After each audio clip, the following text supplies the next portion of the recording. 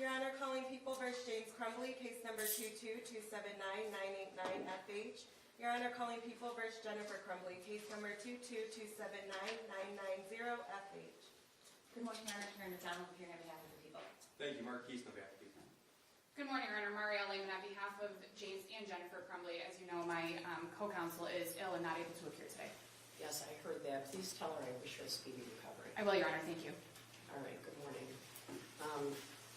You can be seated. The court is aware that the prosecution has filed a motion entitled Joint Representation Safeguards, and that motion is set for tomorrow. However, even prior to receiving that motion, the court intended to address this important issue sua sponte. The court is cognizant of the defendant's Sixth Amendment rights to retain counsel of their choice. But the court is also obligated and committed to preserving a defendant's right to a zealous defense. Michigan Rule of Professional Conduct 1.72b indicates that a lawyer shall not represent a client if the representation of that client may be materially limited by the lawyer's responsibilities to another client or to a third person. Michigan Court Rule 6.005 states that whenever two or more defendants who have been jointly charged or whose cases have been joined are represented by the same retained lawyers or lawyers associated in the practice of law, the court must inquire into the potential for a conflict of interest that might jeopardize the right of each defendant to the undivided loyalty of the lawyer. The court may not permit the joint representation unless 1. The lawyer or lawyers state on the record the reasons for believing that joint representation in all probability will not cause a conflict of interest. 2. The defendants state on the record, after the court's inquiry and the lawyer's statement, that they desire to proceed with the same lawyer. And the court finds on the record that joint representation in all probability will not cause a conflict of interest and states its reasons for the finding. Joint representation of co-defendants charged in criminal matters by attorneys from the same law firm is uncommon. There is great concern that there may be a conflict of interest as incompatibility of positions may arise at any moment.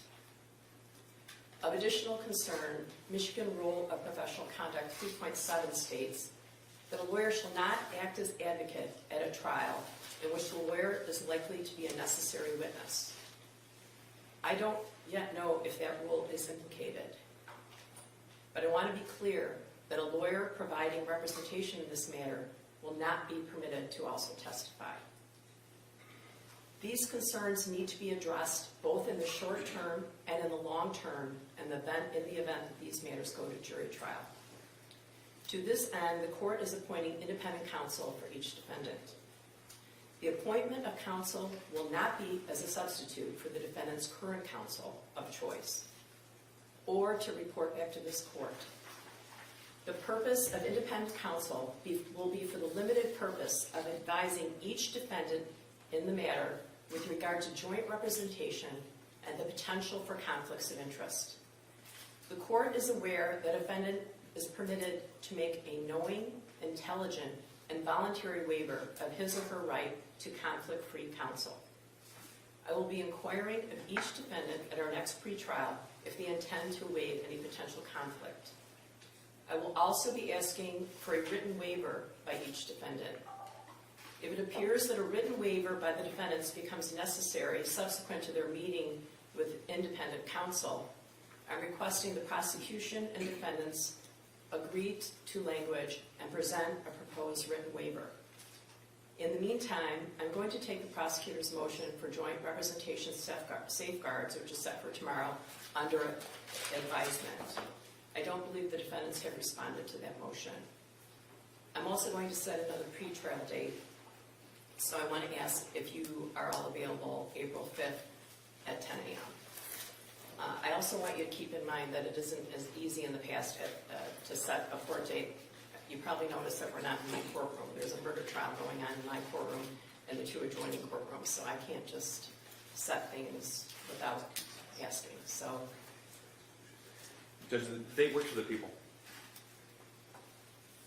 Your Honor, I do see that Ms. Smith has a trial that day in another county. I can speak with her. If you'd like to schedule it, I can speak with her regarding that trial. Okay, there are difficulties that we didn't have in the past, moving things around. Obviously, this case is of great interest to a great number of people, so there's a lot of people to notify for a pretrial or any kind of proceeding. The other thing is that I don't, I'm sort of homeless right now. I have to, kind of look for a jury room, a courtroom, so that's jury-free. So if for some reason you can't make that, we need to know in a timely way because it's more trouble than it used to be. So I should be able to notify everyone today, Your Honor. okay, and if you could get back to my staff, because we could arrange another date.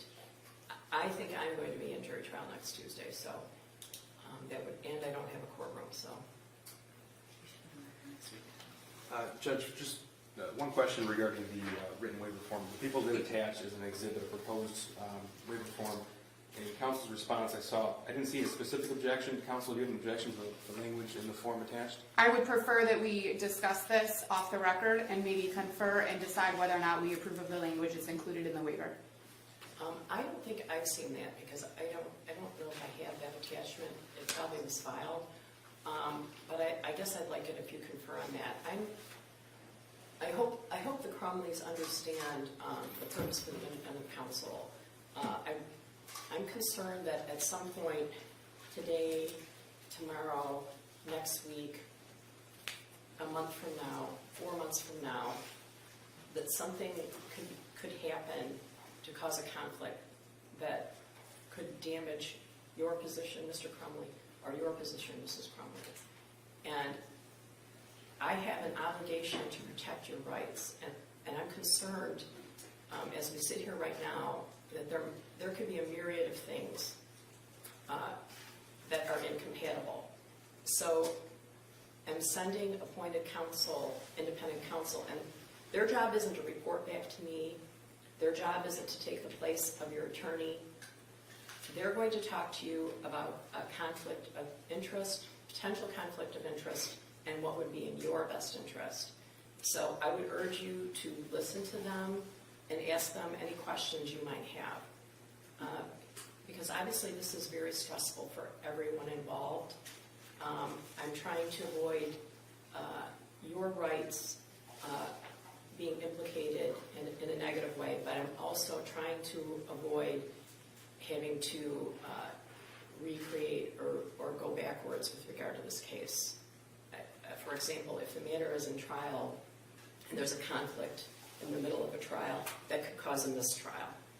I'm sure it's no surprise to you that the court is very backed up. I happen to have a fairly reasonable docket, but some of the judges in the courthouse are trying cases where individuals have been in jail 700 days.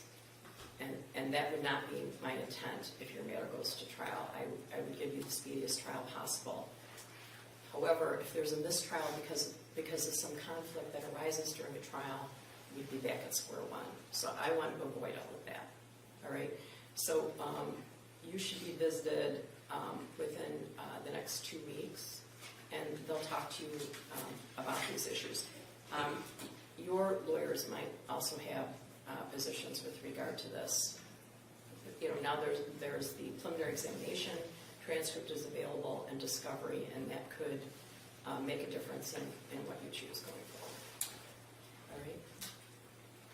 Anything else? Judge, just procedurally so we understand, the court will appoint independent counsel. Counsel will meet with the Crumleys separately. Separately, 2 separate lawyers. Okay, 2 separate lawyers, and that is in the presence only of the independent attorney with the defendant. Am I correct? Absolutely. Okay. Absolutely. The independent lawyer will be there with Mrs. Crumbley, and a separate independent lawyer will be with Mr. Crumbley. Absolutely. Thank you, Judge. And I'll work with opposing counsel. We'll put together a form and send it to the court.